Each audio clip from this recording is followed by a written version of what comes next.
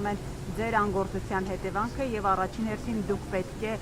հրաժարական ներկայացնեք։ Դա ինչու է բանակում այսպիսի իրավիճակ ստեղծվել, որ 10 օրում արդեն 3 մահ ունենք։ Որն է պատճառը։ Հարգելի գործընկերներ, իհարկե ինտենսիվության հետ կապված ես չեմ կարող գնահատական տալ, որն է պատճառը, բայց կարճ ժամանակահատվածում ունենք նմախտություն։ Բայց այն, որ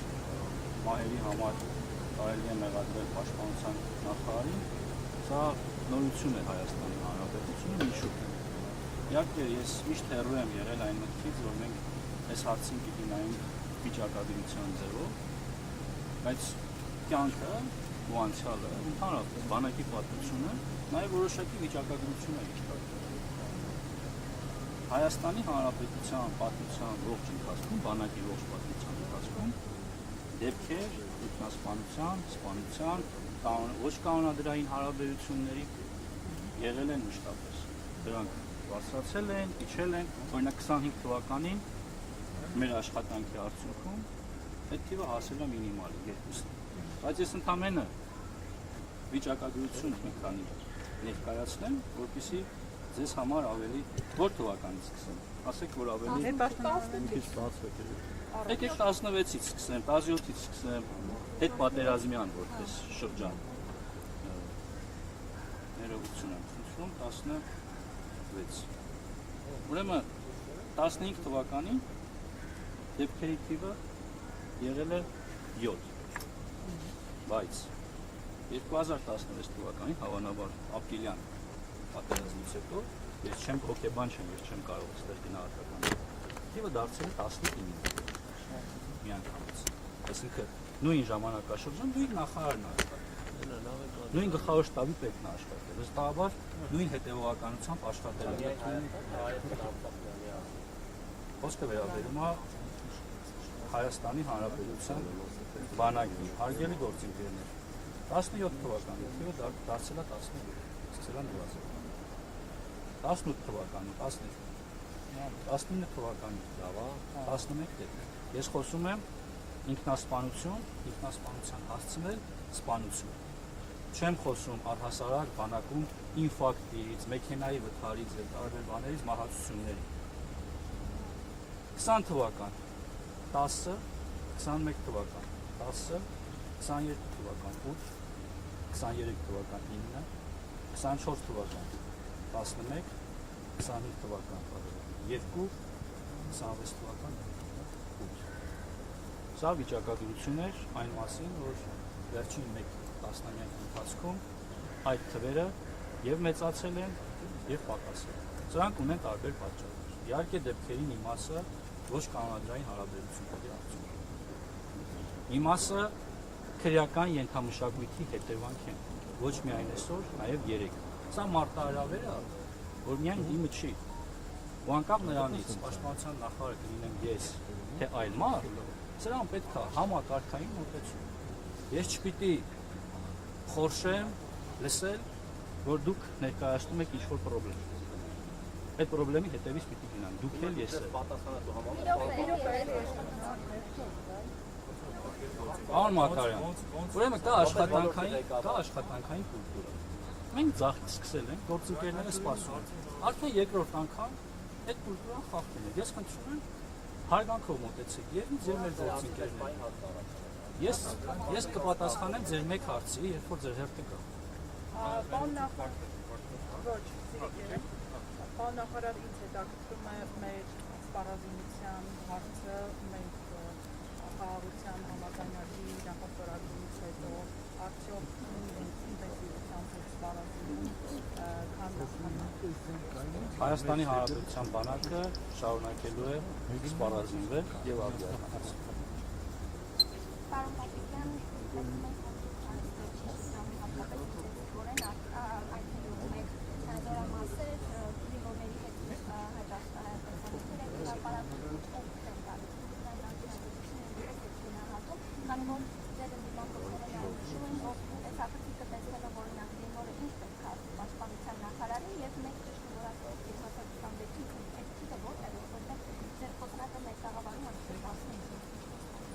Ես խոսում եմ ինքնասպանություն, սպանություն եւ ինքնասպանության հասցնել, որովհետեւ մնացած դեպքերը Իհարկե կարող են առնչվել բանակի հետ, բայց նորից եմ կրկնում։ Դրանք կարող են լինել օրինակ զորավարժարանում պայթյունի հետևանքով, կարող են լինել հիվանդության հետևանքով, կարող են լինել էլեկտրահարման հետևանքով, կարող են լինել ավտովթարի հետևանքով։ Իդեպ նման դեպքեր, ընդ որում խոսքը միայն զինվորական մեքենայով չէ, քաղաքացիական մեքենայով, այդ թվում նաև ազատ հերթափոխում, արձակուրդում մարդկանց վթարները ու դրա հետևանքները մեզ մոտ որպես վիճակագրություն ձևակերպվում է։ Երբ որ մեր սիրելի լրագրողները վերջին օրերին ինտենսիվորեն հիշեցնում են 33 թիվը, դա ոչ մի կապ չունի ծառայություն կրողված հանգամանքների եւ կոչ եմ անում զերծ մնալ նման կերպ բանակի հեղինակությունը ինչ որ կերպ լսեմացնելու կամ պաշտպանության նախարարին գնաց հարցնելու գործը, դա ոչ թե դա Հայաստանի Հանրապետությանն է գնասում։ Կարող են շարունակել իրենց գործն, բայց դա իրականության ոչ մի աղերս չունի։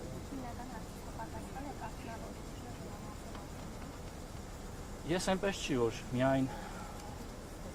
տեսախցիկների առջև եմ այցելում կամ հաշվի առնելով, որ կա նաև որոշակի քննադատություն նաև իմ վերջին 20 օրերին արձակուրդում գտնվելու հանգամանքով պայմանավորված, որ ես քիչ եմ երևում, ինչով ազգային պաշտպանության նախարարը, մենք վերջին շրջանում մեր այցերը հրապարակում ենք,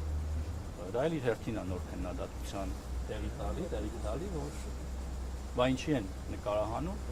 արգելի գործընկերներ, կամ պիտի լուսաբանենք մեր աշխատանքը, կամ պիտի շարունակենք աշխատել փակ, բայց հարցեր պիտի չառաջանան։ Ես կարծում եմ, որ մենք պիտի շարունակենք աշխատել ավելի բաց, եւ ես պատրաստվում եմ աշխատել ավելի բաց եւ իմ աշխատանքային ինտենսիվությունը ցույց տնել մեր հանրությանը։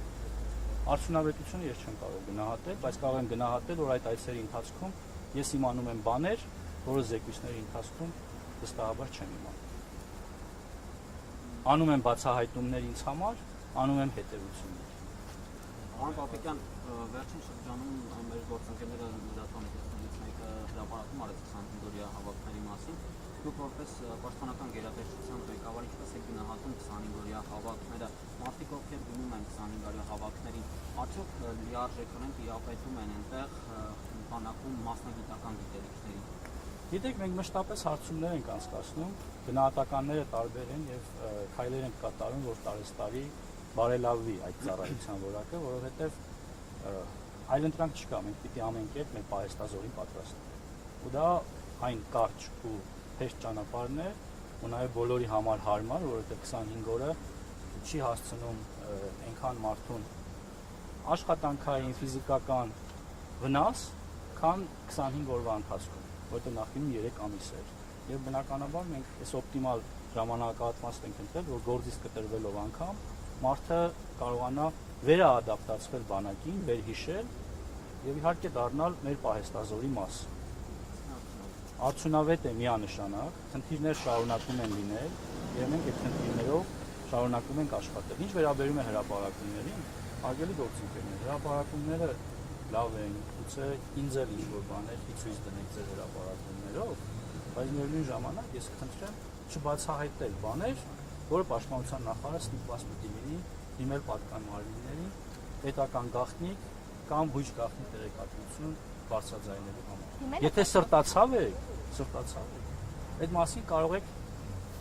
անհատական նամակով գրել, վստահ եղեք ես հետևողական կլինեմ։ Եթե ձեր խնդիրը ուղղակի բանակը անվանարկելն է, մենք էլ ստիպված ենք լինելու դրան արձագանքի։ Շնորհակալ։ Պարոն Պապիկյան, դուք նախկինների ժամանակվա ժամանակագրությունը Ոչ, նայեք մեր։ նաև չէ, բայց Նախկինից 2 տարի եմ հրապարակել։ Ներողություն։ Մի վար։ Չէ։ Խնդրեմ։ Չէ։ Ահա, 98 թվական։ 50 է։ Այսինքն ես ուզում եմ հասկանալ, որ ես ազնվորեն եմ հարցին մոտենում։ Մեծ թվերի հետևից չեմ գնում։ 96-ի 82-ի։ Սպանություն, ինքնասպանություն եւ ինքնասպանության հասցնելու դեպքեր։ 99 թիվ, 28, 2000 թիվ, 21, 2001, 18, 2002, 24,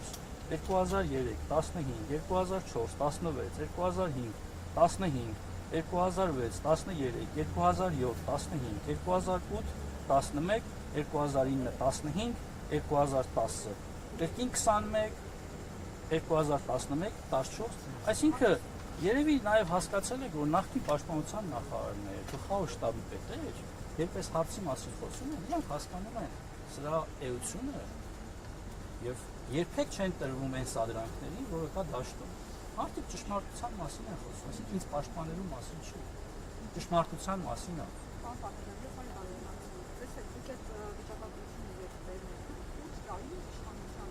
Ու եթե բանակում կան գողական բացեր, կան ինչ-որ բաներ, այս 8 տարվա մեջ մեր պատասխանատվության հետ չի որ Հարգելիս։ ունենք պատասխանատվություն։ Բնականաբար դեռ տարին չի ավարտել, մենք արդեն ունենք։ Բնականաբար ավելի մեծ պատասխանատվություն։ Մենք էլ ենք ծնող, մենք էլ ենք մայր, մենք էլ զավակներ ենք ստանալու, բայց ոչ միայն հասարակային անձնական նաև հարց է։ Մենք պիտի վստահ լինենք, անակին մենք զինվոր ենք տանում, որ իրար խփեն, հետո ասեք դե գողական բարդեր են փուր են դրել բանեն, այլ դուք ունեք որևէ պատասխանատվություն, թե չէ։ Բնականաբար որպես պաշտպանության նախարար ես իմ պատասխանատվության մասնաբաժին ունեմ, բայց դրա մասնաբաժինը ունեն նաև նրանք, ովքեր այդ քրեական ենթամշակույթն են, բայց միշտ չի որ քրեական ենթամշակույթի մասին է խոսքը, եկեք ակցենտը միայն դրա վրա չդնենք, որ դրան վերաբերում են փոխտվությամբ, մատերի արանքով են նայում մեր երևույթները, եւ դուք որպես ծնող, ես վաղը որպես ծնող, հասկանում եք, այս հարցին մենք պիտի համակարգային մոտենանք, ուզում ենք ապրենք գողական բարքերով։ Այսօր չի եղել, որ բանակում, բաղնիքում, որ ինչ-որ բան ընկնում է, դրան ձեռտալ չի կարելի։ Ես չեմ դրա հեղինակը։ Հասկանում եք։ Ես չեմ հեղինակը, որ մարտական դիրքում քնած զինվորը այլևս նրան դիպչել չի կարելի։ Ես չեմ դրա հեղինակը։ Բայց ես պատասխանատու եմ, որ դա արմատախիլ է։ Ես չեմ նահանջելու, գնալու եմ դրանք արմատախիլ անելու ետևից։ Ամեն օր։ Թե դա ինչքան արդյունք է տալիս ու ինչքան արդյունք կտա, կարծում եմ 25 թվականի մեր ցուցանիշը նաև դրա մասին է։ Բայց ես 2022 թվի մասին է խոսքը։ Բայց նորից եմ ասում, ես այս հարցին չեմ ուզում նայել որպես լոգ վիճակագրություն։ Ես առաջարկում եմ դուք էլ այս հարցին նայեք որպես ծնող, որպես քույր, որպես հասարակության մտահոգ քաղաքացի, ով էս ողջ կոմպլեքսը, հիմա աշխատանքային խումբ է վարչապետի հանձնարարականով ձևավորվել, որին մաս ենք ասում պաշտպանության նախարարը, կրթության, գիտության, մշակույթի, սպորտի նախարարը, առողջապահության նախարարը, այլ պատկան մարմիններ, այդ թվում նաև ուժային կառույցներ, պետքա վեր հանել, հիմա երբևէ դուք հարց տվել եք Հայաստանի Հանրապետությունում ամեն տարի քանի ինքնասպանություն, որպես լրագրող մտներով անցել է երբևէ, փորձել եք համեմատել այս թվերը մեր թվերի հետ, վստահում չեք արել։ Փորձագետները խորհուրդ են տալիս միայն պաշտպանության նախարարության դեպքերը բարձրաձայնել։ Հարգելիս, բա այդ շղթայի մասին խոսում եք, հիմա մի քանի օր իրար հետևից որ դեպքեր են դնում, դա այդ շղթայի նման չի։ Համ գիտեք, որ դա հոգեբանական ազդեցություն կարող է ունենալ։ Ընդ որում ամիս, օգոստոս ամիս, որը մարդու ամենահոգեբանորեն ընկճված ամիսն է համարվում։ Ես հոգեբան չեմ, ես դա գիտեմ հոգեբանների ասելով։ Նկատի ունեմ հիմա չգնանք մասնագիտական դաշտ։ Ես եկեք հարցին պատասխանել որպես պաշտպանության նախարար։ Իսկ ինչ վերաբերում է մնացած հարցերին, այդ թվում նաև մնացած պատասխանատվություններին, այո, նաև պատասխանատուներ կան, որ իրենց աշխատանքը գուցե ավելի լավ կարող էին անել։ Եվ դրանք ունեցել են հետևանքներ, առաջիկայում կունենան նաև նոր նշանակություն։ Պարոն նախարար, դուք ըստ էության տարանջատում եք գնում խաղաղ պայմաններում, բանակում, զորվածների, եւ հիմա ըստ էության թվերը առանձնացնում եք, հա, ինքնասպանություն, սպանությունների դեպքերը խաղաղ պայմաններում, զորվածների նույնիսկ արդյոք այս տարանջատումը ինչին է օրինակ թվերը։ Ես լավ չհասկացա, խնդրում եմ։ Դուք մենակ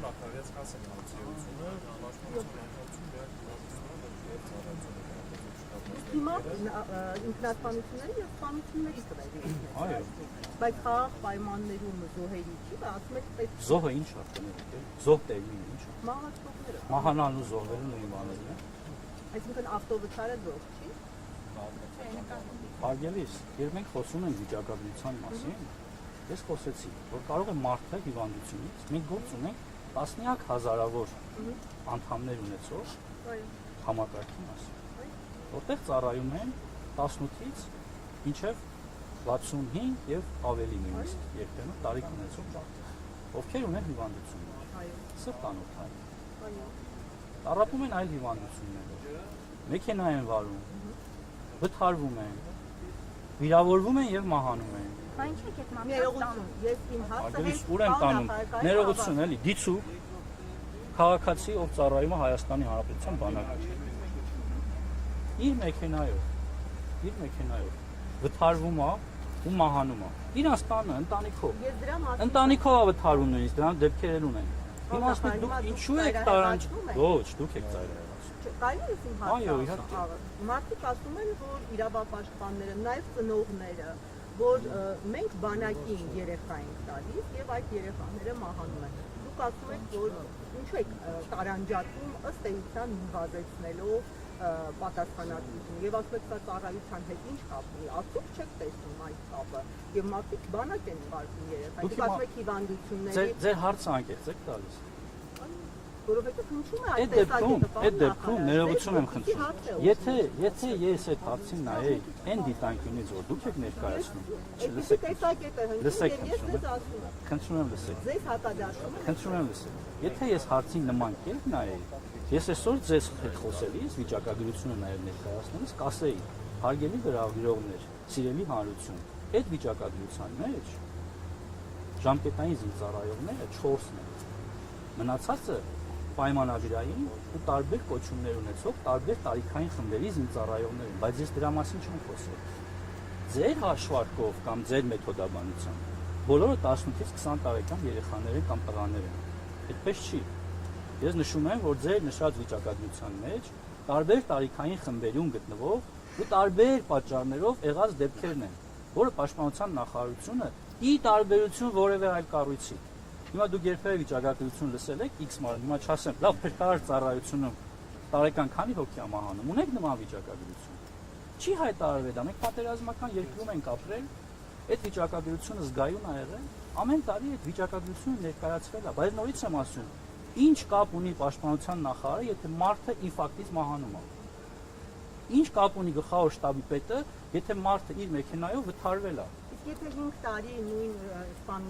ինքնասպանության հարցների դեպքերը չեն նվազում, նախարարը կապ չունի, դուք չեք իրականացնում Դուք լսեցիք վիճակագրությունը։ պաշտպանական քաղաքականությունը։ Դուք լսեցիք վիճակագրությունը։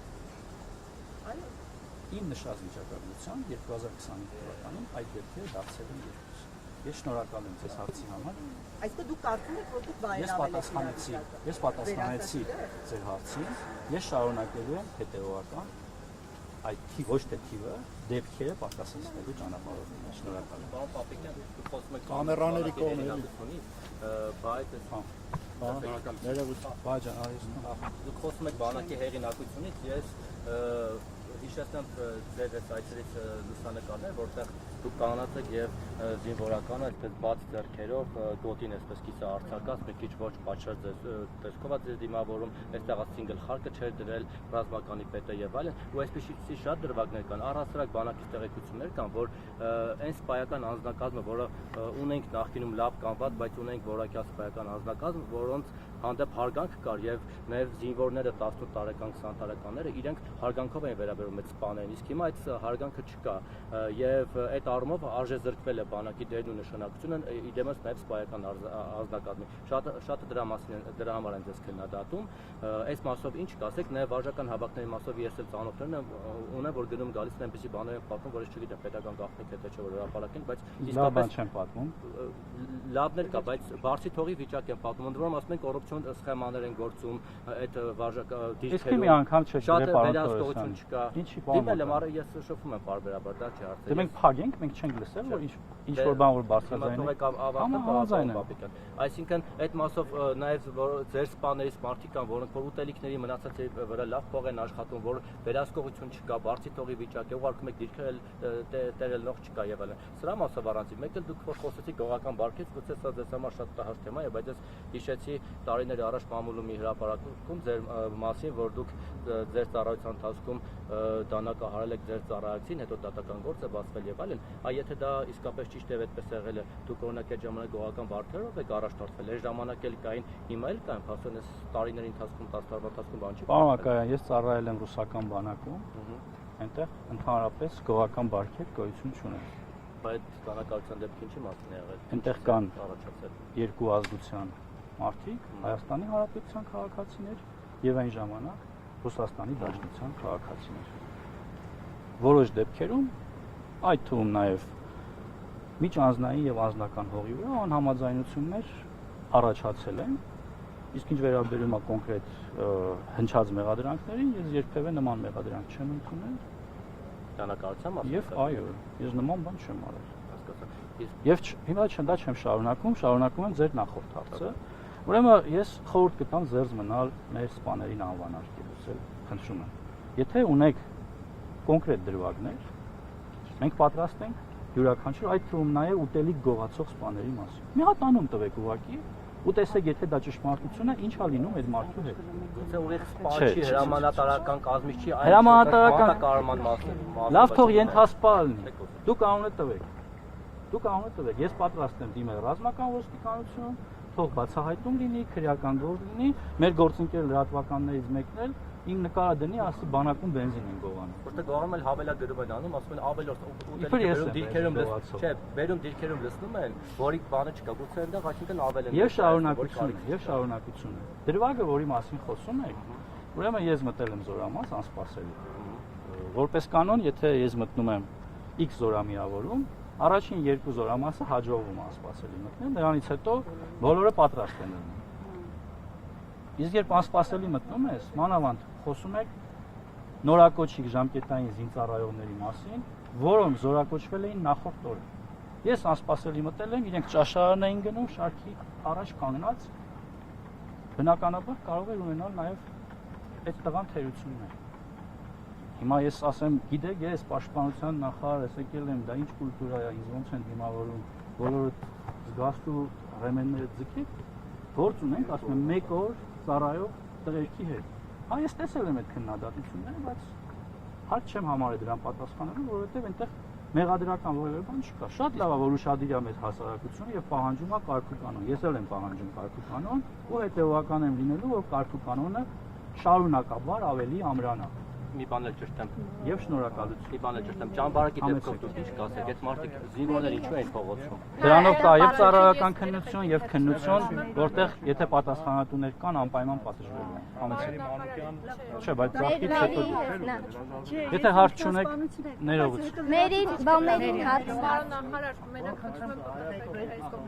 դուք ներկայացրիք թվերը 2016 թվականից հետո մինչև 2026 թվականը Հետո սկսեցի 95-ից, որտեղից վիճակագրություն կա, ես 50-80 դրանց մասին լսեցի, բայց տեսեք 20 թվականին, 21 թվականին, 22 թվականին, երբ որ դուք ընթերցեցիք հետ պատերազմյան շրջան էր 8-10 թվերը, եթե ես ճիշտ եմ հիշում, բայց հիմա շատ ավելի շատ է, քան հետ պատերազմյան շրջանում։ Դուք այդ ամեն ինչը ինչով եք բացատրում եւ դուք ունեք օրինակ վիճակագրություն ինչով է պայմանավորված, որ հիմնականում առաջին, երկրորդ եւ 5-րդ բանակային կորպուսներում է տեղի ունենում այդ սպանությունները։ Օրինակ ձեզ հետաքրքրել է գրեթե 3-րդ բանակային կորպուսի վերաբերյալ մենք նման օրինակ դեպքերի ականատես չենք լինում, բայց նաեւ դուք խոսեցիք, նշեցիք քննություն է ընթանում, մամուլին բարբերաբար հերքում եք հրապարակվող տեղեկությունների վերաբերյալ, որ հակագազերով չեն եղել, սխալ կեղծ տեղեկատվություն է, հանրությունը ի վերջո ուզում է իմանալ, թե ինչու են զինվորները ժամը 9-ից հետո եղել զորամասի տարածքից դուրս եւ ձեր թույլտվությամբ վերջին հարցը Արամ Հովանիսյանը, որը նշանակվեց ռազմական ոստիկանության պետ, ով է ձեզ առաջարկել իր թեկնածությունը եւ դուք նրա վերաբերյալ հրապարակումներին ծանոթ չեք, ենթադրյալ կոռուպցիոն դրսևորումների վերաբերյալ եւ երկրորդ բանակային կորպուսի հրամանատարը, որը չնայած վերջերս է նշանակվել, ազատվելու է պաշտոնից թե ոչ։ Ով? Երկրորդ բանակային կորպուսի Սիմոն Նազարյանը։ Ոչ, չի ազատվելու Սիմոն Նազարյանը, առհասարակ կորպուսի որևէ հրամանատար այս պահին չի ազատվելու, որովհետև ես կորպուսի հրամանատարների պատասխանատվություն այս փուլում չեմ տեսնում։ Որ պահին կտեսնեմ, այդ ժամանակ կներկայացնեմ երկրի ղեկավարին։ Ինչ վերաբերում է ռազմական ոստիկանության պետի նշանակմանը, Հայաստանի Հանրապետությունում կան կառույցներ, ովքեր զբաղվում են ձեր կողմից նշված հակակոռուպցիոն գործերով։ Եթե այդպիսիք կան ու հիմնավոր են, վստահ եմ, որ մինչ օրս դրանց մասով կլինեին գործողություններ։ Ես պարոն Հովանեսյանին ճանաչում եմ որպես պատվախնդիր սպա, Հայաստանի Հանրապետությանը մշտապես ծառայած մարդ եւ կարծում եմ, որպես ռազմական ոստիկանության պետ, նա դեռ իր խոսքը կասի։ Իսկ իր թեկնածությունը ձեզ ով է առաջարկել։ կարգը այսպես է, Հայաստանի Հանրապետության Պաշտպանության նախարարը միջնորդությամբ հանդես է գալիս Հայաստանի Հանրապետության վարչապետին, իսկ վարչապետը ներկայացնում է նախագահին։ Դուք եք այսինքն Շնորհակալ եմ։ Ճամբարակի մասով